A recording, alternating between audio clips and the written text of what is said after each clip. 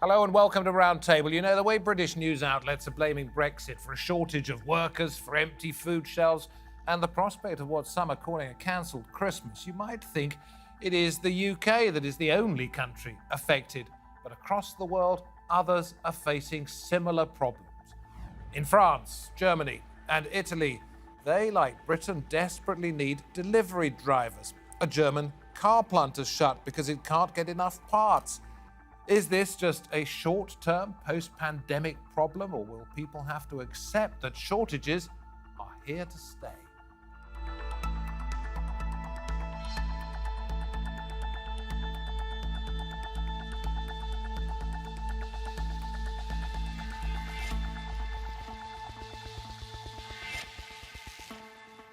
I'm David Foster. It's good to have your company. I should also mention that container ships off Los Angeles can't be unloaded because of a labour shortage, and China has seen factories closed down because of rising fuel prices. But here, at the round table, we're looking at the United Kingdom and asking, when will it end? All parts of our supply chain, you're seeing the global economy really sucking in a huge amount of demand at the moment for gas, for lorry drivers. There are shortages around the world. It's affecting countries across the world. But we've got to make sure we have everything in place as the recovery continues, and that's what we're doing. So there you have the British Prime Minister saying it's not just the UK, and I'm pleased to say that joining us once again on Roundtable, we can turn to experts. Nisa Bayindir, consumer psychologist and behavioural scientist, to Catherine McBride, independent economist and fellow of the Centre for Brexit Policy. And then we go to Lincolnshire in the UK, and Clare Bailey, an independent retail expert and author of Retail Champion, joins us from there. Clare, I'm going to come to you first of all. Are we seeing serious panic buying in the UK?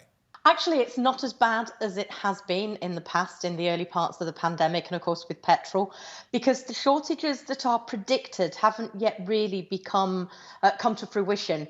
The silly things like tonic water and orange juice appears to be affecting the pub trade and retail, but the Christmas products that everybody's concerned about, things like advent calendars, lights and toys, it's a little early for people to be buying those anyway at the moment. And so I don't think it's really hit home to people that they might not be able to get what they want. And thus, we're not quite yet seeing the drama we saw around the fuel.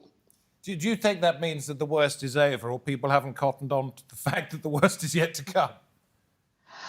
The worst isn't over in that there will be shortages, and it's not going to be resolved by Christmas. You can't unblock a blocked supply chain in a matter of days or weeks, especially given the resources required to do things like free up Felixstowe, which is pretty much gridlocked at the moment. No containers can come in because the containers that are there can't move. And so once the supply chain breaks down, it's called a chain for a reason. The chain breaks and the whole system breaks. And it takes a while to get that back on track and to move things back through the distribution networks. But as for the consumer, they may not have cottoned on, but I'd actually quite like to think that they're being pragmatic. If that toy isn't available for their niece or nephew or child, there's another toy that will be, and so on. So I think maybe, hopefully, we've learned from the mistakes of the early part of the pandemic, and we'll take things with a little bit of a pinch of salt, if there's any salt on the shelves. If there's any salt at all. And buy the things, if there's any salt, and buy the things that we can buy, rather than worrying about the things that we can't. I'm going to come to you two in just a second, but I forewarned you that I'd be reading out some quotes from European newspapers. In fact, one is also the New York Times, at two sections of the programme. Let's start off with this one, because they are pretty hard on Britain and Brexit.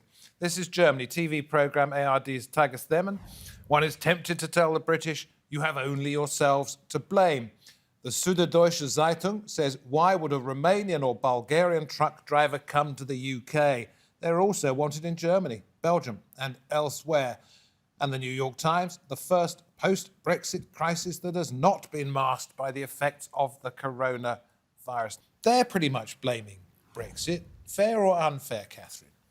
Completely unfair and very lazy, because we have a thing called the National Statistics Bureau, the ONS, and the Office of National Statistics, and they calculate that we're only about 7% of our HGV drivers came from the EU before we voted to leave the EU.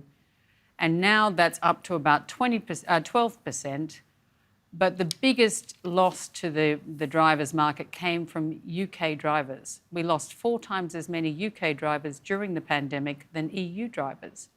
So the Germans are just dreaming. What they should be worried about is that we import a lot more goods from the EU than we export. We rely on a lot of service exports, and services don't need containers, they don't need container ships, and they don't need HGV drivers.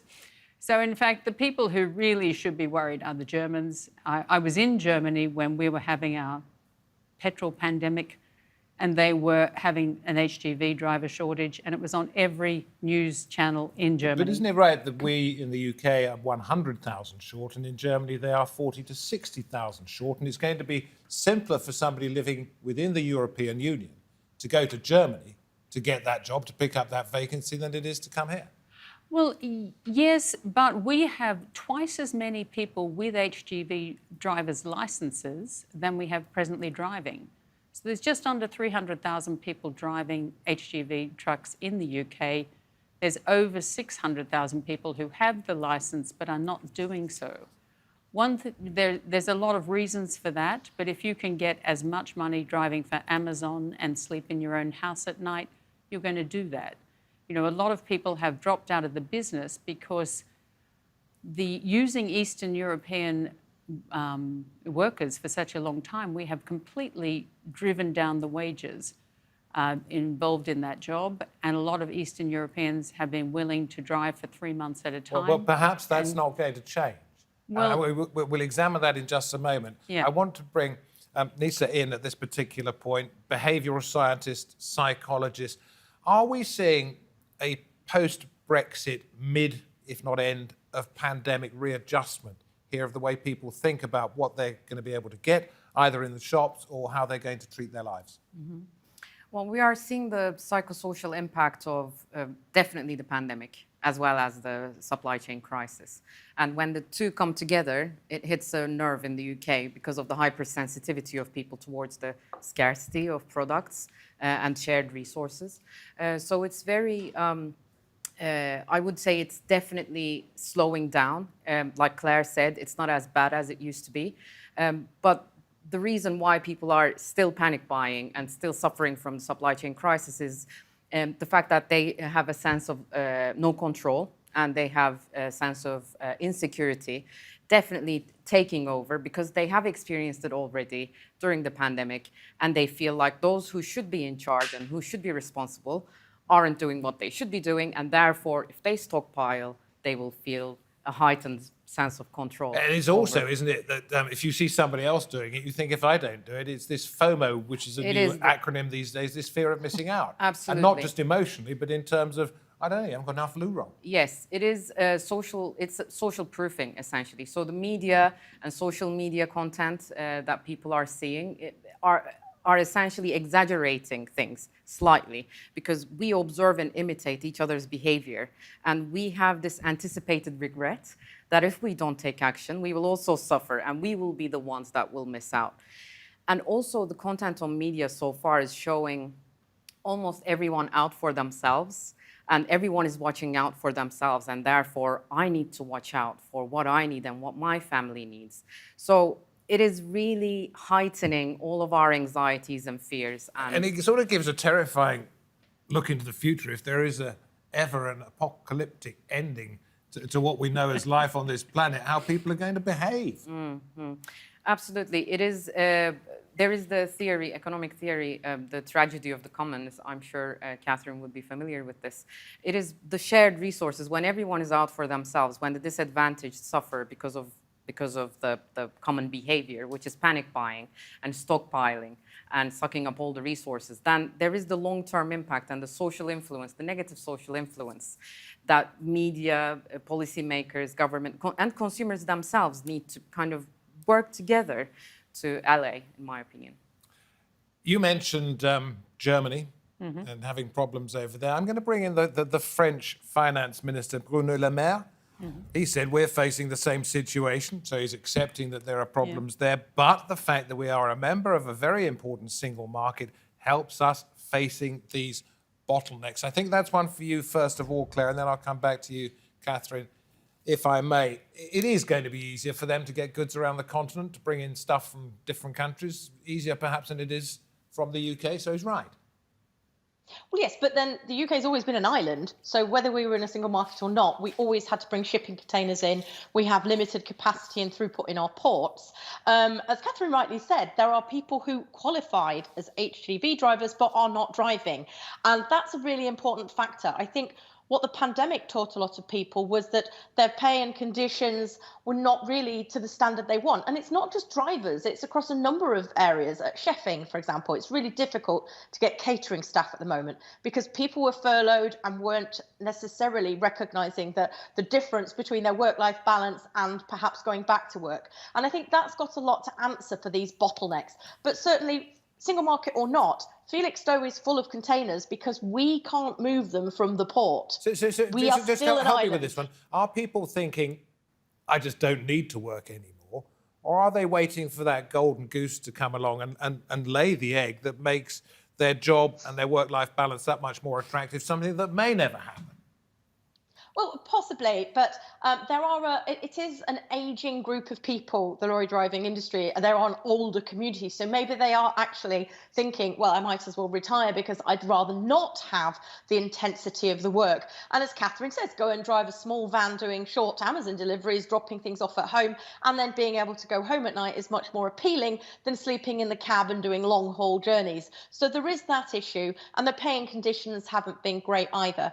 But actually, the fact is, it's not just the supply chain or the drivers. If you go much further back into the supply chain, there were containers that should have been coming through to begin to stock build in UK warehouses with Christmas stock months ago, because the retailers will plan their orders for Christmas in January. They place the orders in April and stock starts to flow into the UK probably in June.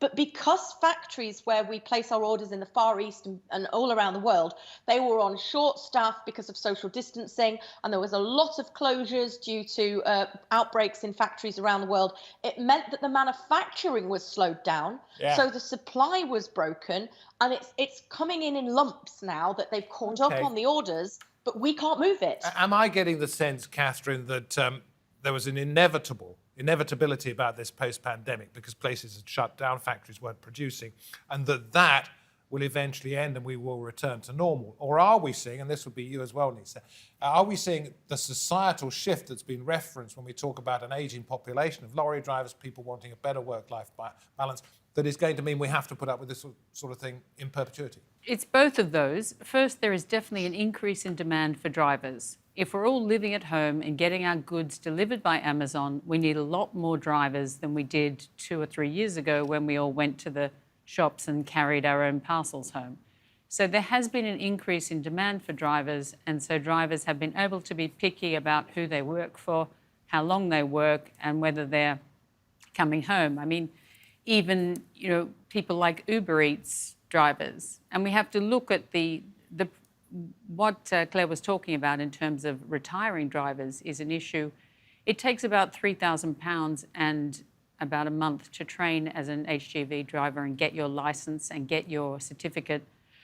Young people aren't even learning to drive cars at the moment, but they can become an Uber Eats driver on a scooter with a big box behind them. And so you'll see a huge number of young people doing that in London. But we also have an issue that Claire's pointed out, which this actually happened and was announced by the Chinese Politburo in May, but everyone ignored it. And it is now coming, I think this is coming home to bite us. This is where they said, we're not looking at the outside world for the time being, we're going to look after We are going to Mr. and Mrs. concentrate, up the road. We are going to concentrate on our internal market. We are no longer going to prioritise exports. Well, that leaves the rest of us in a right mess. And they told us that, and everyone went, oh, we're much more concerned about vaccine passports. And the whole chattering class just ignored it. And now everyone, as Claire also said, is trying to get goods at the same time, not just in the UK, also in Germany, also in the US. The East Coast ports are about to get as clogged as the West Coast ports. In Germany, there was a recent thing put out by a German think tank, IFO, and they have listed all of the industries that are having problems getting goods, and 100% of bicycle manufacturers are having trouble getting parts. These parts are all coming from China, or have been coming from China, but are probably not going to be coming from China. And if they don't come from China in the future, they're going to be more expensive because the Chinese ones have been incredibly cheap. Therefore, we might have to get used to the fact that what we want is going to go up in value. Well, not necessarily, because there are lots of Not other value, sorry, factories. price. We could start making them in Vietnam or Bangladesh or India, but we have to move our supply chains, and we haven't done that because we're all concentrating on the wrong thing, if you like. Okay. But can I just say that I completely agree with what you've been saying about the psychology, because the whole petrol pandemic, before the pandemic started, we were only putting 18,000 litres on average of petrol into each petrol station in the UK. With one blip, there was a shortage of about a few days, and it affected about 100 petrol stations out of over 3,000 petrol stations. And the BBC just had to keep showing the same queue of people, and suddenly we used 24,000 litres of petrol in 1 week, on average, on every petrol station in the country, even though our delivery drivers had upped their deliveries to 20,000, so more than we used to use before the pandemic. So that's what the power of the media. The destructive force of the media, I have to say. And I have sometimes believed, even though it is shooting myself in the foot, that what we do in this business, not on this programme, because we explain on this programme, we don't exaggerate, but what we do in the media is make things worse, because you have to keep talking about it. If you've got a hole to fill, you're going to fill it. Yeah, and it's not just the mainstream media, is it? In some ways, it's more insidious than that. Absolutely. And I think there is a fine balance between reporting on the facts. So yes, the queues were there, and there were people maybe queuing for hours and looking at empty shelves at supermarkets and so on. However, people are seeing that as an alarming fact, and it doubles or even triples because of social media. Yeah. And not to mention, of course, consumers themselves post content on social media just to show, look how much I'm suffering, or because that's a cry for help. Essentially, research shows. Well, it's a look at me cry for help, isn't it? Look at me, but also trying to reach the responsible parties, or trying to make some noise and maybe get others to make noise with them. Behind panic buying, one of the most important factors is distrust in the government. So the sense of insecurity comes not just in the insecurity of the circumstances, but the insecurity that is created by the government or the policymakers. So people don't trust that things will be handled, and they are saying, in that case, I have to take control of the situation. Like we mentioned earlier, everyone is out for themselves, and they start panic buying. But consumers are almost as responsible as retailers, as the government, in turning this panic buying phenomenon into such a massive deal. I'm going to fess up and say that perhaps we did buy a few more loo rolls first lockdown than we possibly needed.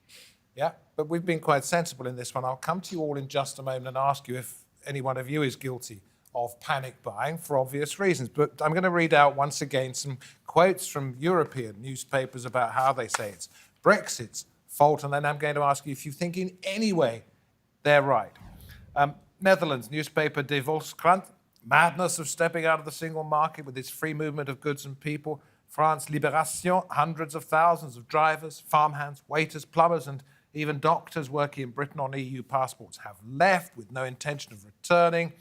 El País in Spain, the Johnson government is reluctant to admit that its main political achievement, Brexit, may cause irreparable damage, at least in the medium term, to the country's economy. So there we have no intention of returning, irreparable damage, and madness. Catherine, you first. Are any of these statements correct when it comes to describing the situation that we're talking about today?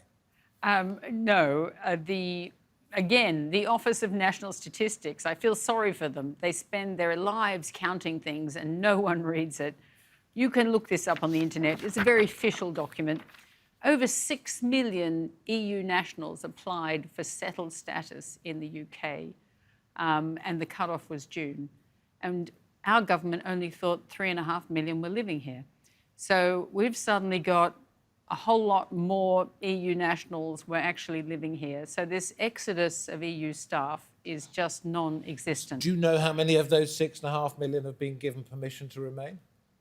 I don't, but they do. OK, well, you have a think about that. I'll come back to you in just a moment. OK, it'll be in here. But I think most of them have. There was 5 million by May, but it'll probably... OK, this is the latest. The vast majority. Oh, yeah. Oh, yeah. It was quite simple. Some of them have got what they call pre-settled status, but very, very few have been rejected. OK. So Claire, sorry, there's not a shortage of workers, that's for sure. Trying to rush through a bit of this towards the end. Never returning, doesn't matter apparently, according to Catherine, because there are loads already here. Madness of stepping out of the single market. This is post-Brexit crisis has not been masked by the effects of the coronavirus. So in other words, we're seeing what Britain's really like after leaving the European Union.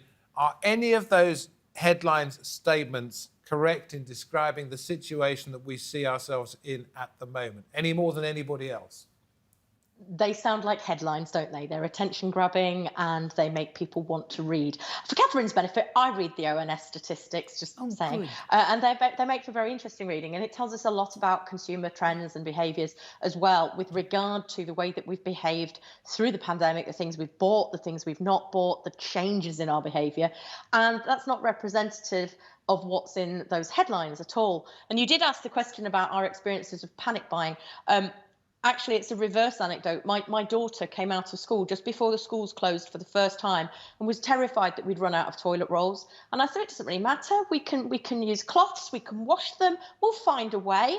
And then she was panicking we wouldn't have any food. And I was like, no, don't worry. There's enough food in the house. We've got neighbours. We can all share.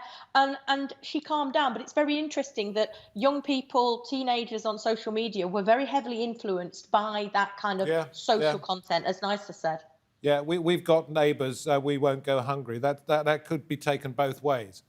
Thanks very much. Nisa, when it comes to the Brexit side of things, we're frightened of what we're told by in social media. But what do you think is going to be the everlasting effect of this? Well, I think maybe we weren't as prepared as we should have been. And to be honest, COVID didn't help because our shopping habits changed forever. People who didn't shop online started to shop online. We are now more used to buying groceries because it's 20 minutes delivery. These things are completely new. So I think there is a habit change, which is good, but maybe the government wasn't prepared as much as they would like to have been, because of COVID, because they were pulled in all directions. And now we are kind of caught in the crossfire of supply shortage because of Brexit and the hangover from COVID-related supply shortages. So I think they are a bit, I agree with Claire, they are a bit sensationalist, those headlines. On the other hand, I think this is not going to go away immediately. And there are a lot of measures that the government and policymakers can take to educate the consumers, because I think the consumers want to know facts, figures, not just saying, oh, we're taking care of it, but they want evidence. And if they know that they are going to, with this behavior, if consumers are aware about price inflation, what will happen to prices in the long run, if they know that the disadvantaged will suffer more and more, and if they know that supply chain crisis is not going to go away like this overnight, I am sure and I have faith that people will watch what they do and how they do it. If you suddenly find out that on the grapevine that you're not going to be able to get your turkey or whatever you want this Christmas, unless you go out and buy it tomorrow and somehow freeze it, keep it in whatever, would you panic buy? If it's about traveling, I might. But when it comes to other things, so just to give an example, I saw a lady early on in the pandemic fill a massive shopping cart, like one of the giant ones, with paracetamol. She essentially emptied the shelves, and there were no paracetamols or and gave everybody else a headache. Yeah, essentially. So when it comes to essential items, I am very conscious and careful. So I would never buy more than I need, for example. When it comes to travel, if I'm going to see my family, I must say I will jump the gun and I will probably buy a ticket. Catherine, that one for you. And also, do you think if the Chinese ease up on their policy, things will return to normal quite quickly? If they start looking outward rather than inward? Possibly, but I'd prefer to see us actually diversify our supply chains and go to other countries and maybe onshore some things as well. But I'd also like to just add to the Brexit situation, it's not just the people. We've signed a trade agreement, which they call the Trade and Cooperation Agreement with the EU. So we have no tariffs and no quotas on anything imported or exported to the EU. So the idea that somehow this is Brexit related in terms of a shortage is rubbish. Okay. You know, Claire, you've avoided the question about whether you hoarded because I didn't have time to ask you. Catherine, you've avoided the question about whether you hoarded. No, I didn't hoard, and Not a single thing. And I have a car that virtually has no petrol in it. Claire, I'm going to have to ask you, quick yes or no, hoarder or not? Definitely not, no. Okay, thank you very much indeed. So perhaps I'm the only one who went out and panic bought loo rolls. Thank you very much for coming in. There have been so many things that I've learned today. Thank you very much indeed. Thank you wherever you're watching this edition of Roundtable. We hope to have your company next time. From me, David Foster, from the Roundtable team. Until then, a very goodbye.